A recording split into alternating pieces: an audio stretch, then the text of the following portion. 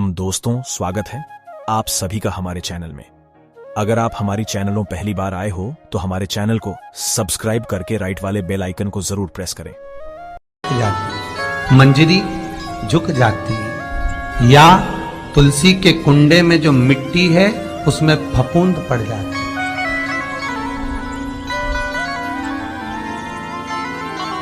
कितना सुंदर बात कही है महाराज। तुलसी के क्यारे में, पद्म पुराण, तुलसी के क्यारे में जो हम जल डालते हैं, वो जल हमने जब डाला और वो जल अगर नीचे गिर रहा है, उसका भी दोष वर्णन है महाराज। उसका भी दोष हमारे शास्त्र में वर्णित किया गया। तुलसी के क्यारे में अगर जल डाल रहे हैं और वो जल जमीन पर बह रहा है, गिर रहा है, उसका भी दोष है। तुलसी के क्यारे में उतना ही जल दिया जाए जितनी मट्टी सोख ले। 2-4 8 बूंद पानी गिरे चल जाएगा। तुलसी के क्यारे में छिद्र रहता है, बूंद बूंद पानी टपक जाए वो चल जाएगा। पर तुमने तुलसी के क्यारे में जो जल भरा, लोटा भर भर के डाल दिया और ऊपर से जो जल कुंडा भरा कर उलीच में से, अर्थात भराने के बाद जो नीचे गिर रहा है, वो दोषपूर्ण है महाराज। उसकी दोष था।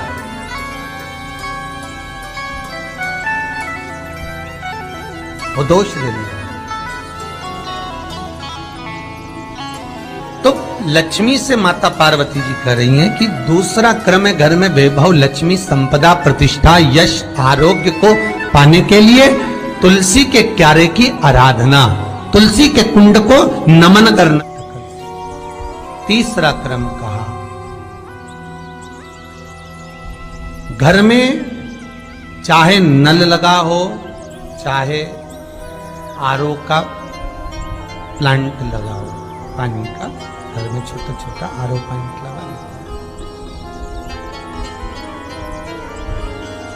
फिर भी घर के अंदर रसोई घर में एक छोटा सा मटका, मटका नहीं तो हंडा, हंडा नहीं तो बाल्टी, बाल्टी नहीं तो कलसा, पानी का भरा हुआ जो नारी रखती है, दूसरे दिन उस पानी को बाहर ढोल कर फिर वापस धोकर भर लेती है। मटका रोज धुलता है, हंडा रोज धुलता है, प्रतिदिन का। जितना जल उस पात्र में रहता है, भरता है, ऐसे ही घर में संपदा भर।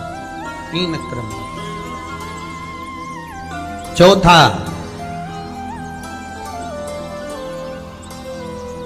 नारी के मस्तक पर जो चीर होता है, ये पूर्वज, इसी चीर से कथा प्रारंभ हुई थी और वहीं पर लक्ष्मी पार्वती के संवाद पर चल रही है महाराज। मस्तक पर जो चीर होता है, मस्तक पर जो वस्त्र होता है, वो वस्त्र पूर्वजों का, पितरों का, कुल देवी देवताओं का आशीर्वाद। महादेव, जो व्यक्ति पथभ्रष्ट होता है, जैसे मदिरा के नशे में पड़ गया, कहीं जुए में पड़ गया, कहीं मांसाहार में पड़ गया, कहीं व्यसन में पड़ गया, कहीं गलत काम में अगर कोई जा रहा है, तो श्रम्भेश्वर महादेव के नाम से काली तिल भगवान शिव को समर्पित करी जाती है महाराज। काली तिल को वापस उठा कर ले आते हैं। उसी काली तिल को जो मदिरा का नशा करने वाला होता है या जो गलत व्यसन में डूबा हुआ होता है, उसको वो सुबह के समय अगर नहीं खाता तो भोजन के साथ उसको दिया जाए। श्रम्भेश्वर महादेव।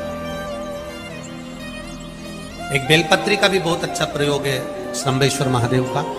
मदिरा पीने वालों के लिए, मांसाहार, व्यसन में, जुए में, वेश्यावृत्ति में, पर नारी में, गलत जगह पर जो डूबे रहते हैं उनके लिए पहले की कथा में इसका वर्णन किया है। बेलपत्री, श्रम्भेश्वर महादेव। एक बार सब बोलेंगे, कौन से महादेव? श्रम्भेश्वर महादेव। फिर जम के बोल लो एक बार, श्रम्भेश्वर महादेव। जब हमारे घर में क्रोध बढ़ता है या कोई गलत कार्य में जाने लगता है, तो श्रम्भेश्वर महादेव का हमें शरणागति लेना चाहिए। श्रम्भेश्वर महादेव का पूजन करना चालू कर देना चाहिए। कई लोग कहते महाराज जी ये श्रम्भेश्वर महादेव का मंदिर कहाँ मिलेगा, हम कहाँ पूजन करने जाए? कहीं नहीं जाना, तुम्हारे घर के पास में जो शंकर जी का मंदिर है वहीं जाओ, उसी देवालय में उसी मंदिर में जाओ, श्रम्भेश्वर महादेव के नाम से जल चढ़ाना प्रारंभ करेंगे। वो जल जो गलत संगत में पड़ा हुआ है उसका आचमन कराना प्रारंभ करेंगे, अपने आप उसकी धीरे धीरे बुद्धि सुधरना प्रारंभ हो जाएगी। ऐसा श्रम्भेश्वर महादेव का। कुछ स्थान हमारे यहाँ पर बड़े सुंदर सुंदर स्थान निश्चित किए गए हैं, जैसे कैंसर आदि के मरीज के लिए हम लोग पहले भी कहते हैं कि त्रिजुगी नारायण का जल बड़ा महत्व रखता है। जिसका शरीर या जिसको एक पत्र आया है कि किसी को मिर्गी का झटका आना चालू हो गया था। पत्र ढूंढेंगे तो समय थोड़ा लग जाएगा, जिसने लिखा है उसके स्मरण में होगा। जिसने भी लिखा होगा कि बीमारी के चलते चलते फिर मिर्गी आना चालू हो गई।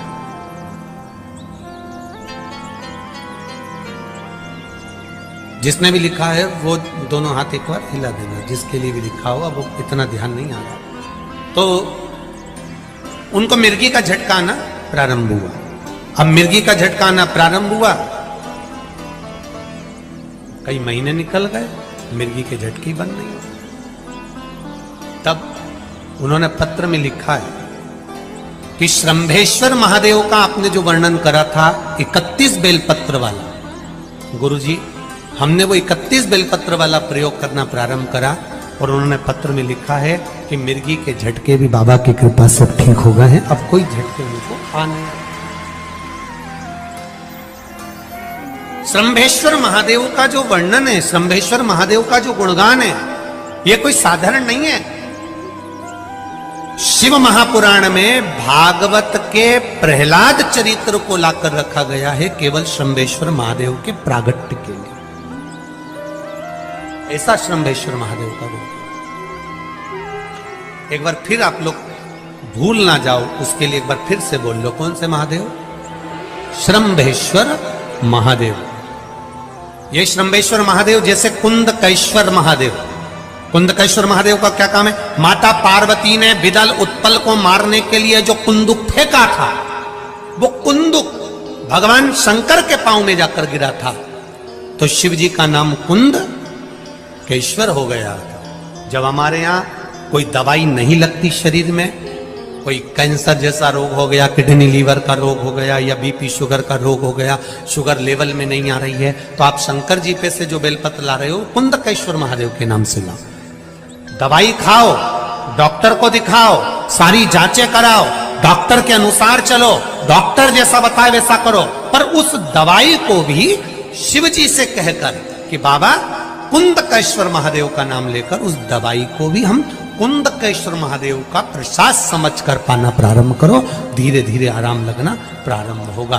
कुंदकेश्वर महादेव रोग मुक्ति के लिए होते हैं और श्रम्भेश्वर महादेव, बोलो बोलो जरा जन के, व्यसन की समाप्ति के लिए होते हैं।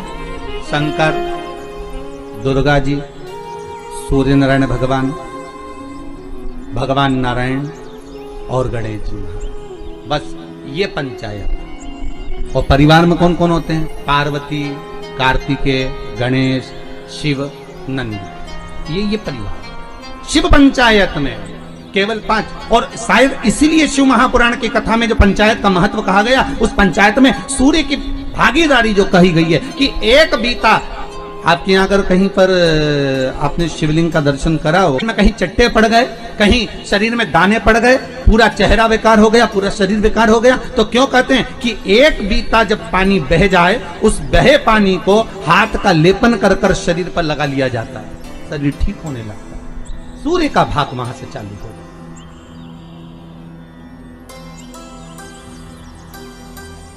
शिव पंचायत का बड़ा महत्व है महाराज जी।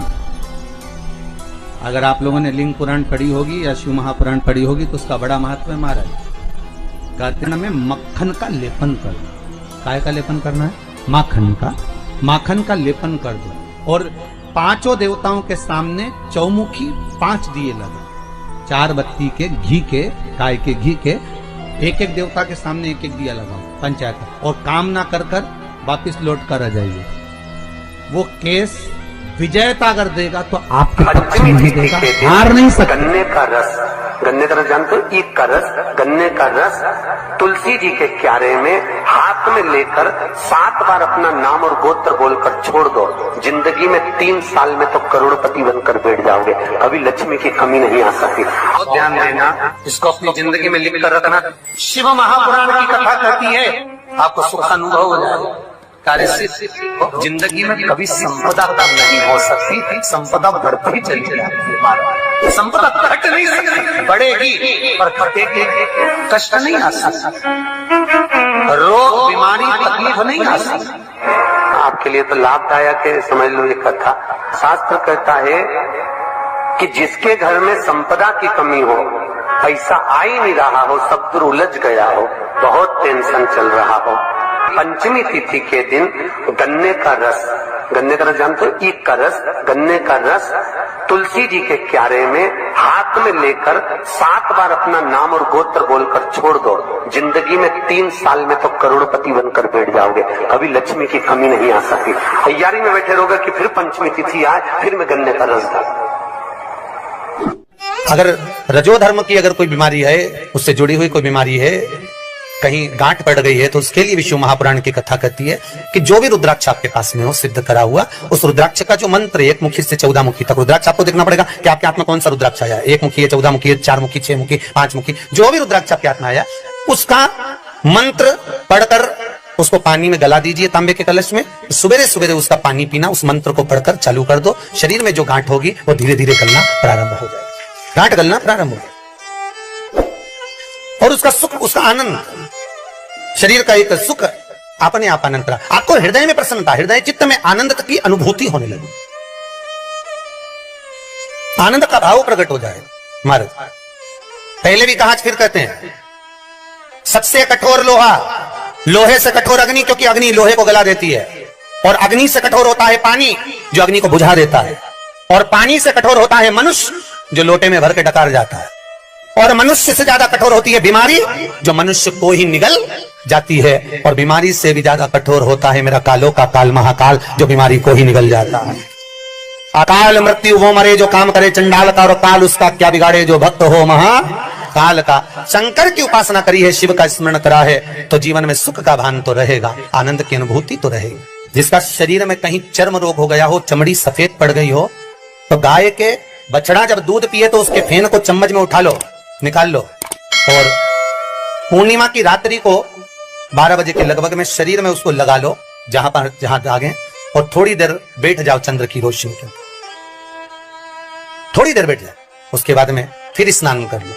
2 या 4 पूर्णिमा करेंगे महाराज, धीरे धीरे वो चमड़ी अपने असली रंग में आना प्रारंभ हो जाएगी, चर्म रोग समाप्त हो जाएगा। एक बात और आपको पहले भी कही थी, फिर कहते हैं, गाय जब अपने बछड़े को दूध पिलाए, उसके मुख पर जो फेन आए, जो बच्चा बुद्धि से विकलांग हो, चित्तवृत्ति से विकलांग हो, जिसका विवेक काम न करता हो, चिड़चिड़ करता हो, रुदन रुदन करता हो, या फिर एकदम गुम सा रहता हो, या उसकी इंद्रियां नेत्र श्रवण जिह्वा सही काम ना कर रही हो, तो अमावस्या के दिन दोपहर 12 बजे गाय के बछड़े का जो फेन है, मुख का बछड़ा जब दूध पिए उसका जो मुख में फेन आता है, वो उस बच्चे को पिला दीजिए। 3 या 4 अमावस्या करिए, धीरे धीरे मेरा बाबा भोलेनाथ उसको ठीक करना प्रारंभ कर देता है। गाय का दूध अमृत है, अमृत, वो साधारण नहीं है हमारा, अमृत तत्व है। जितने आस्था चैनल पर कथा सुन रहे हो, जितने फेसबुक और यूट्यूब पर सुन रहे हो, और जितने इस छत्तीसगढ़ की पावन धरा पर बैठकर सुन रहे हो, बहुत सावधानी से सुनना। एक छोटा सा कपूर का टुकड़ा जब आरती में जलाया जाता है, तो ये कपूर क्यों जलाते हैं? इस कपूर का महत्व क्या है? इस कपूर का कारण क्या है? ये कपूर है कौन जिसको हम आरती में जलाएं?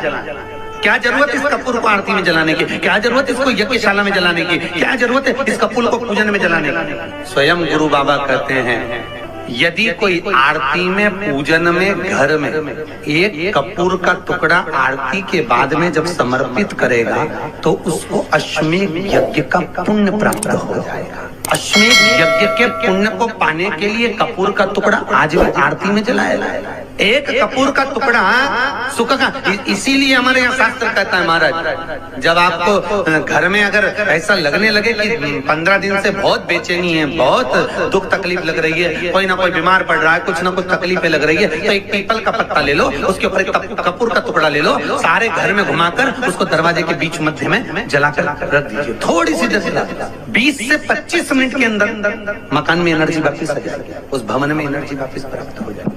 20 से 25 मिनट के अंदर एनर्जी वापस। लग रहा है कि यहाँ नेगेटिव है तो उसको पॉजिटिव बनाया जा सकता है। रात